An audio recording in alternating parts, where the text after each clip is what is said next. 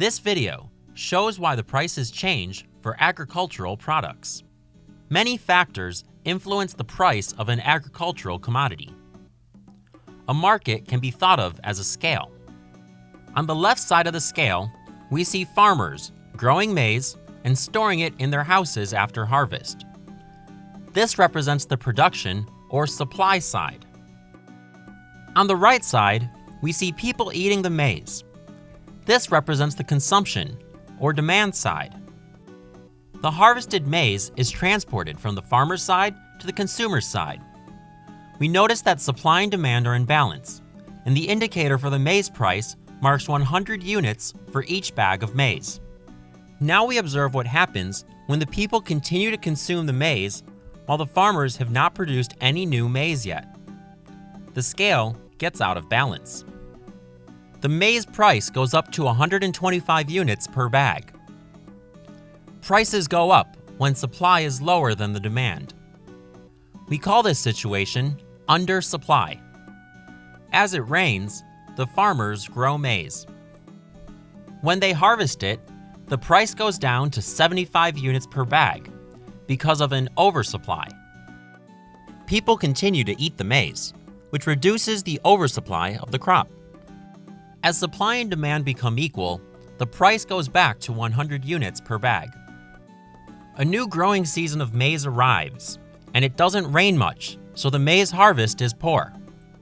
Maize consumption continues steadily, but there was not enough maize harvested to meet the demand. The maize price increases to 200 units per bag. Since the price of maize is high, some people decide to invest in maize farming. Next season, the maize harvest has increased due to more maize farmers.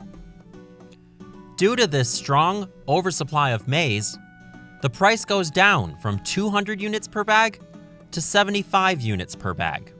Now we notice some changes on the demand side. A maize factory is built to produce animal feed. The animal feed factory buys a lot of maize and causes the maize price to go up to 150 units per bag. A trader decides to buy cheap maize from a neighboring country and sell it in his own country. This extra supply of maize causes the price to level out between both countries. Now we notice that some rice traders come from overseas and offer rice to the local maize consumers, who are happy to buy the cheap rice because maize is expensive. Some maize consumers become rice consumers. This causes less demand for maize because they now consume rice. Many factors influence the price of an agricultural product, such as crop supply and demand, the weather, the consumer's choices, the new uses of the product, situations in other nearby countries, and substitution of other crops. A farmer wants to know how the price of his crop will change. The farmer wants to know the best time to sell and whether he needs to sell or store. A farmer should be aware of all the factors that affect the supply and demand of his crop, as these will influence the price. Farmers must look for information about the current status of the market. This can be done by relying on market analysts and marketing advisors, who can tell the farmers about the market situation and the market trends.